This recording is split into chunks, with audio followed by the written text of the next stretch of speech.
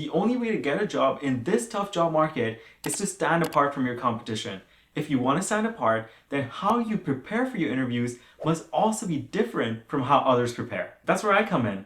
I'm Neeraj Mithrani, an experienced senior manager turned career coach, and I'm going to use my 10 years of management experience to help you prepare. In this video, I'm going to share 5 steps to prepare so you can ace your interviews and land your dream job. This is a comprehensive guide, so your first preparation will be thorough, but then your future ones will be a breeze. And stick around till the end because I'll share additional quick tips that will help you stand apart. Let's jump in. Step 1. A few years ago, I was interviewing a candidate for my team. A controversial news story had just come out about our company. I asked the candidate what were his thoughts on the story. He wasn't even aware that a story had come out. Don't be like that guy. Research the company thoroughly. There are 4 areas that you want to research. The first area is the company itself.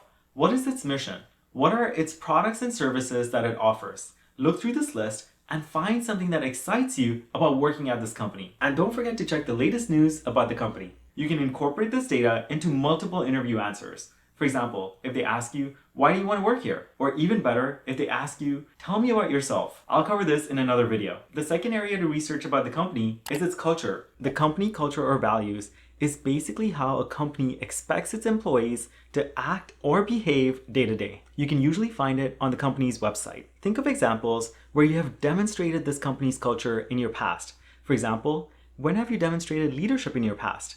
Or maybe teamwork? The third area is the job requirements for the position that you've applied for. For each of these requirements, think of examples where you meet or exceed them. Now you may be thinking, oh my god, they're going to find out that I don't meet this specific requirement. Throw a preemptive strike. What do I mean by that? Start a course or a certification that can help you close that knowledge gap. This way, if they ask, you can be honest and acknowledge that you don't have that experience, but you have started learning about it. It will also show that you're proactive, which is awesome. For the fourth area, I'm going to suggest to stalk a little, and in a good way. Hear me out. The recruiter has hopefully given you a list of your interviewers. If not, you can ask for it. For each of these interviewers, check out their LinkedIn profile.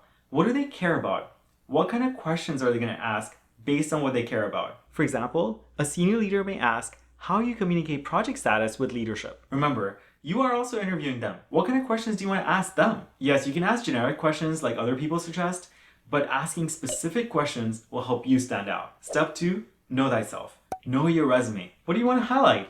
No, not actually highlight, although it may help you prepare for your interview. What are key results from your resume that you want to bring up during your interview? Things that make you uniquely you and prove to the interviewers that you are the best candidate for the role. Can you provide details if, scratch that, when they ask follow-up questions about what's on your resume? When I was hiring, I would ask follow-up questions to help me understand the candidate better. When I talked about collecting proof or examples when researching the company or knowing your resume inside and out, that was all to help set you up for success when answering behavioral questions. What are behavioral questions? They usually start with, tell me about a time when. For example, tell me about a time when you had a conflict with a coworker. How did you handle that? Now you want to convert those examples to STAR format. Situation, task, action, and results. What was the situation to begin with? If you were telling a story, this is where you would set up the scene and the main characters. What was the task at hand? What did you have to do? What actions did you take? What did you actually do in the situation? And finally, what were the results that you achieved? Bonus points for including any learnings that you may have had. Hiring managers and recruiters appreciate seeing how you have grown. Pro tip when answering behavioral questions. It's best to use actual examples from your past. Research has shown that the past doesn't dictate the future, but it does give a good indication of how you would act if a similar situation were to happen in the future. This is why interviewers want to know how you have done things in the past. If you don't have past examples, worry not, my friend. You could give a hypothetical answer. And I would be honest with the interviewer about this. You can say, I haven't encountered this situation before, but if it were to happen, this is how I would handle it. I'll cover more about behavioral questions in another video. The STAR format is perfect for behavioral questions. What other questions are there? There could be technical interview questions. For example, how would you solve this specific engineering problem? In this case, I would just think out loud or write things out on a whiteboard and then provide my answer. You don't need the STAR format. Being a star, you'd be my star if you gave this video a like, if you're finding value so far. Your like really helps support the channel. Step 3. Now that you have amazing examples and you've put them in the STAR format, let's put it into practice. Literally. Try to find someone you can practice with. This could be a mentor, ex-colleague, or a career coach like me. Find someone who has actual interviewing and hiring experience. If you'd like to work with me, I'll leave my contact in the description. As you practice, Open yourself up to feedback and ask for specific feedback. The more specific, the better. For example, did I come off confident? Or should I give a better example in my answer? Something relatively new here is that you can use ChatGPT to practice. Now that's a topic for a whole separate video, so let me know in the comments if you'd like me to make it. Step 4. As you may know, the majority of my career was in video games and tech. I don't ever remember wearing a suit and tie to work. When conducting interviews, I was surprised at how many candidates wore a suit. I didn't use it against the candidates. I was interviewing them for their mind. But it did feel out of place, especially when some of my coworkers and maybe even my interviewers were wearing a shirt, shorts, and flip-flops. For this part of the preparation, dress the part.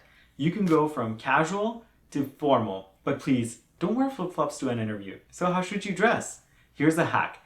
Check the company websites and see what the other employees are wearing, and maybe go one level closer to the formal side. Unless it's a virtual interview, in which case pants are optional, but you may want to wear them just in case you need to get up. Step 5 of preparation. Bring these items to your interview. A few copies of your resumes printed out. Some interviewers are running from meeting to meeting, so when they arrive, they may need a copy so they can reference your resume and use it during the interview. A notepad for writing notes just in case, and if the interviewer is okay with it. Something to write with, like a pen. A list of questions that you can ask when they say, do you have any questions for me? I have a video on that I'll link below. It's time for the bonus. Here are some quick tips. All the preparation that we just did is to remind yourself of your experience so you can speak knowledgeably about it. It's not to memorize. Memorization will just come off robotic and rehearsed. If you need time to think during the interview, you can just say that. Hey, can I have 30 seconds to think about this? It can help you collect your thoughts before you share your answer. Don't give generic answers. Interviewers have heard generic answers over and over again. I'll cover this in another video. Be authentic to who you are. I know you really want the job, but you don't want them to find out later that you were faking it. Be honest. Like I said, if you don't know the answer, just say that and share how you will close that knowledge or experience gap. After all this preparation, you may still be dreading the top interview questions like, tell me about yourself. Why should we hire you? What is your biggest weakness? Over my next few videos, I'll be sharing a format and sample answer to each of the top interview questions. So subscribe if you haven't yet. And in the comment section below, let me know which interview question you would like the answer to. I wish you the very best. You got this.